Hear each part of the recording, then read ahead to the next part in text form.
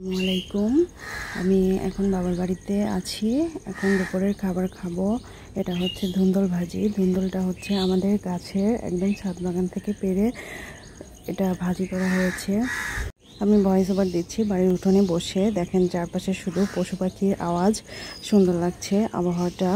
আর এখন খুবই গরম।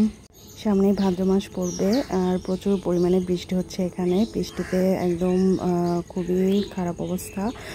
বাড়ির উঠোন একদম পিচ্ছিল হয়ে গেছে। এরই মধ্যে আমাদের দৈনন্দিন কাজ করতে হচ্ছে। যাই হোক, আমি গরম ভাত খাচ্ছি আর চিকন চালের ভাত। এটা ধুন্দল ভাজি। কিভাবে ভাজি করে সেটা আমি একটু আপনাদের বলে দিচ্ছি। প্রথমে ধুন্দলগুলো সুন্দর করে ধুয়ে তারপরে চাকা চাকা করে কেটে নেবেন। এরপরে একটা কড়াইতে তেল দিয়ে তাতে একটু পেঁয়াজ কাঁচামরিচ লাল লাল করে ভেজে ধুন্দলগুলো কড়াইতে ছেড়ে দিবেন।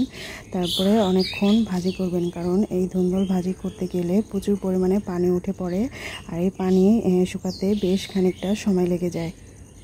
এই ভাজিটা নামানোর আগ দিয়ে কিছু পরিমাণ হলুদ গুঁড়ো দিয়ে দিবেন, যেন কালারটা সুন্দর আসে। আমার হয়তো ক্যামেরায় কালারটা ভালো দেখাচ্ছে না, কিন্তু সরাসরি কালারটা খুবই সুন্দর এসেছে। সবুজ একদম, খুবই সুন্দর। আর এটা খেতেও দারুণ লাগে। একদম ফ্রেশ টাটকা আমাদের গাছের ধুন্দল।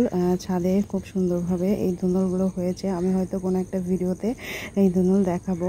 আর প্রচুর পরিমাণে ধরেছে ধুন্দল। এগুলো যখন গাছে ফল আসে তখন খুব তাড়াতাড়ি বেড়ে যায় আর ফুল খুবই প্রচুর পরিমাণে আসে, এজন্য ফলও প্রচুর পরিমাণে ধরে।